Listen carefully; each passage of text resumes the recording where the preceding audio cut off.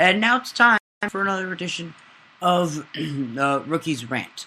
Well, this one might lead to maybe some good news to the Professional Bowling Association and then absolutely nobody else. I mean, Cleveland sports fans just can't catch a break. Andrew Bynum suspended indefinitely, although a few hours ago it was lifted. He is still being excused from the team. He is on quote-unquote paid leave. You gotta question his heart. This guy's not it. There's too much talent in the league, in the nation, that is sitting beside, waiting to take Bynum's spot. He doesn't want it anymore, is the problem. How selfish do you have to be? His head is not in the game. I don't think he cares anymore. And Kareem Abdul-Jabbar said the same thing. He's questioning Andrew Bynum's heart. I mean, he's often injured. He's not playing well. He's hardly playing, to be quite honest. The Cavaliers have to find a way to trade him before January 7th to guarantee his full deadline to guarantee his full $12 million in salary for the season. And, by the way, this happened literally a day before the Andrew Bynum Fathead giveaway. Nothing is going right for Cleveland sports. Bynum's averaging just 8.4 points, 5.3 rebounds. He's not worth it. He doesn't care.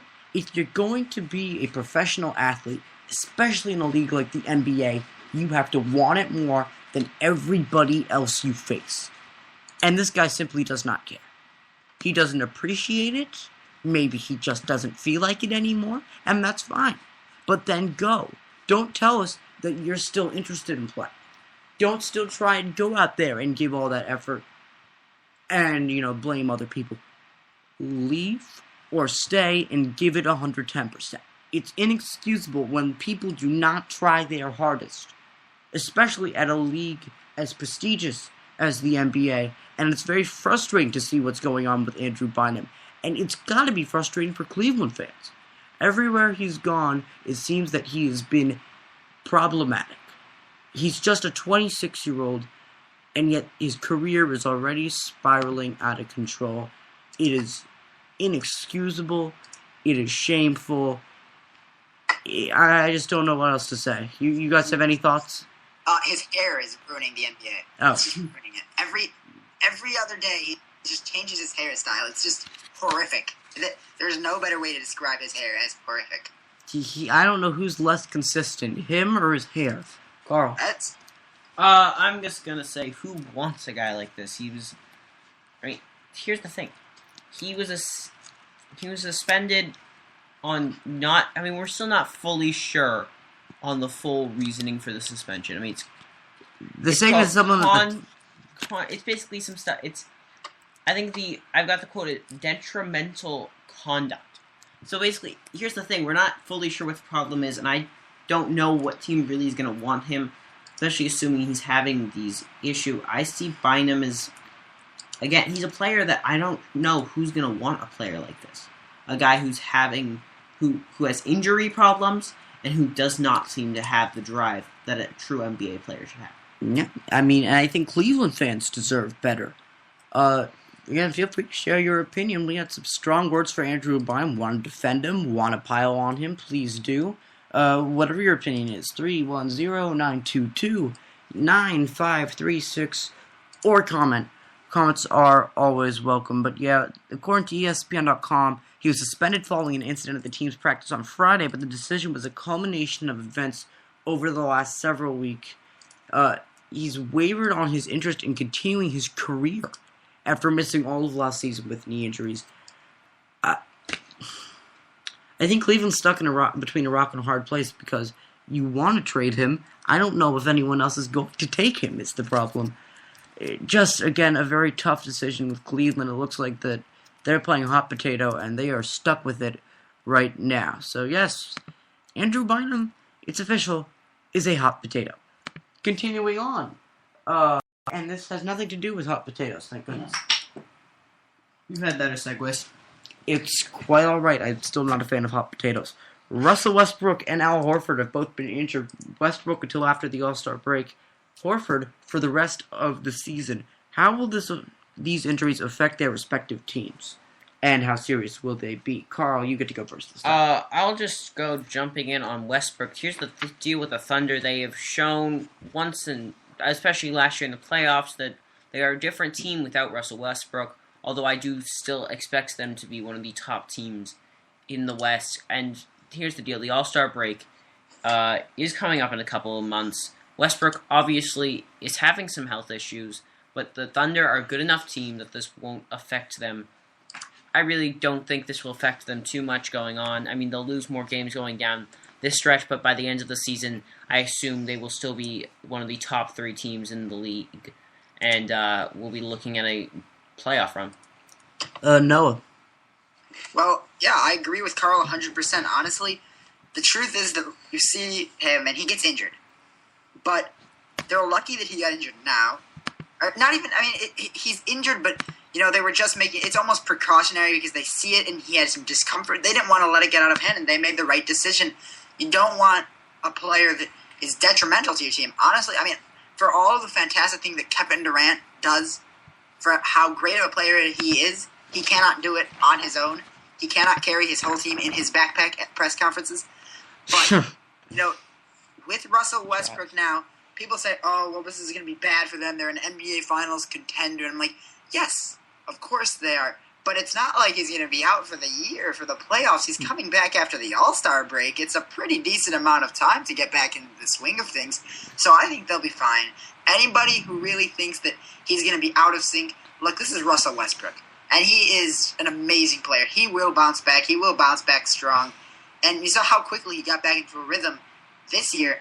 It won't be long when he gets back either. Yeah, this has got to be hurt. That's got to hurt the Hawks more. Let's see, they lost Joe Johnson. Now they've lost Josh Smith. And then a Horford injury.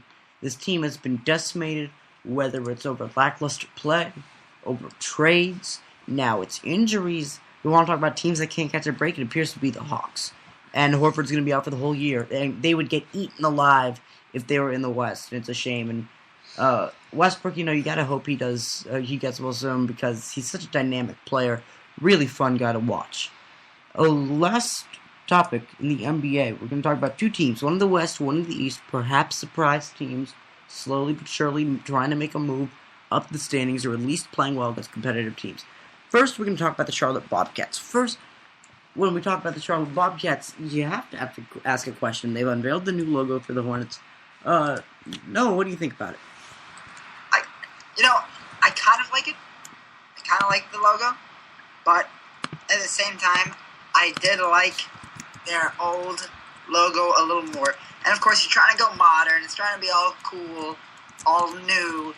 But I just like the old one more. And I don't have necessarily a problem with this. It's just that the old one, I feel like, just kind of makes it look bad. The old Hornets logo just had a good look about it. It was one of the best logos, and I'm glad they're keeping the same colorway and all of that. So I'm 50% happy, but 50% unhappy. Carl? I'm just happy they're changing their names. It's been shown throughout, their time in Charlotte in the second stint that the fans want them to be back to the glory days when they were called the Hornets. The Bobcats have never been able to get off their feet, but the Hornets were a team that could compete in the National Basketball Association, and I think the name carries something with the fans who remember a team that wasn't just a bottom feeder. They also have a website, by the way, backbuzzcity.com. So they already have their website with their logo and everything, with their videos, and it says purple, not teal. All right, well, teal doesn't really work out for most people, does it? Take a look at the Jacksonville Jaguars. I think they're pretty much the last team with teal in their logo, except Seattle Mariners, perhaps. Sharks still have it. Sharks, yeah. Sharks are built off teal, though, so it's okay. Yeah, they're also built off regular season success, and yet they still have not won a Stanley Cup. So maybe it's time to ditch the teal. No. It's time to I will never ditch the teal. All right, you do that, and you'll also never get a Stanley Cup. So, well, you're the creative ones with the black and white. I don't need to be creative. I just need to hoist a Stanley Cup at the end of the year. The Blackhawks are clearly better than both of your teams. So how about we just settle this with the Blackhawks are just the best. I will not settle that way. But we're not talking about the NHL right now. So I'm not gonna pretend I'm qualified to debate about hockey quite yet. I'm still learning. By the way, this is kind of the way things are happening against the Bobcats and the Hawks. This happened yesterday. Bobcats, Hawks. This is a direct quote from the CharlotteObserver.com. It looked like the Bobcats, 14-17, would finally break a 9-game losing streak to the Atlanta Hawks, who would finally win a game within the Southeast Division this season. They led by as many as 14, and by 3 in the last 11 seconds before Hawks center and Macedonian native Piro Antic hit an off-balance three-pointer with 3 seconds left.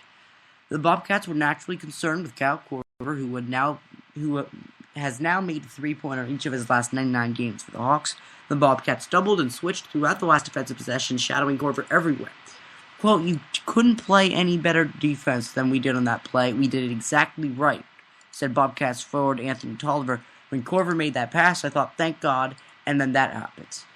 End quote. That was a one-legged heave from the corner that swished. Antic had taken 5 previous threes in this game, missing them all. He thought it was a pass, but no, it went in overtime in Atlanta. Final score, Atlanta 118, Charlotte 116 in overtime. But yet, the Bobcats in the East, this is a playoff team. I got this off you now. Charlotte, at 14-17, 3 games under 500, are currently the 6th seed in the Eastern Conference right now. 11 games behind, but looking at them right now, you see that they are only a game behind the 5 seed. They are, if Toronto obviously, I mean, they're not going to crack the top 4. It's very unlikely for them to crack the top 4, just with how the divisions run.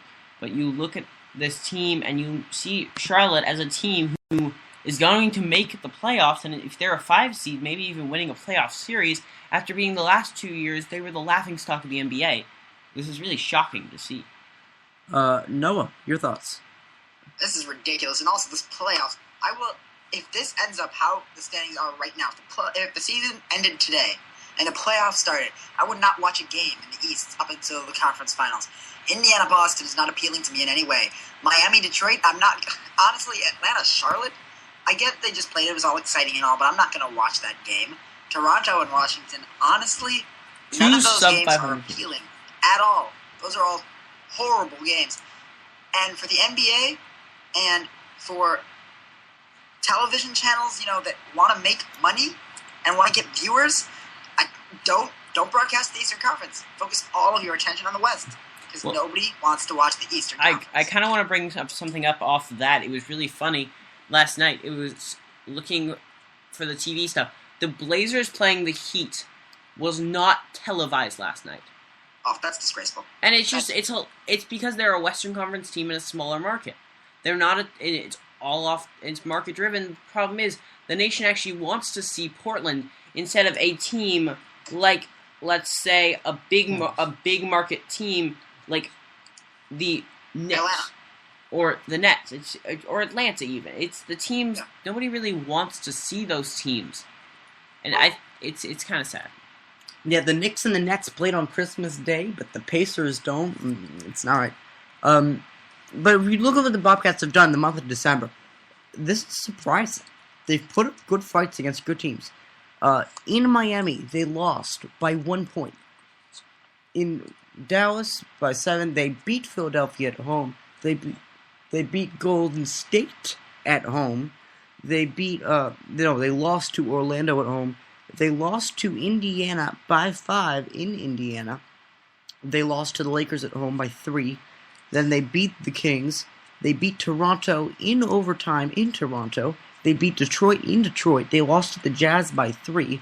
They beat Milwaukee by 1 in overtime. They lost by 4 to the Thunder. And then they lose to the Hawks by 2. In overtime. If they can close out some of these tight games, this is a team who could have beaten the Heat, the Warriors, the Pacers in the same month, and the Thunder in the same month. So, if they can turn things around, who knows? Maybe the Bobcats are no longer the laughing stock, and partially it's because of their great defense. Third in the league in points allowed per game at 94.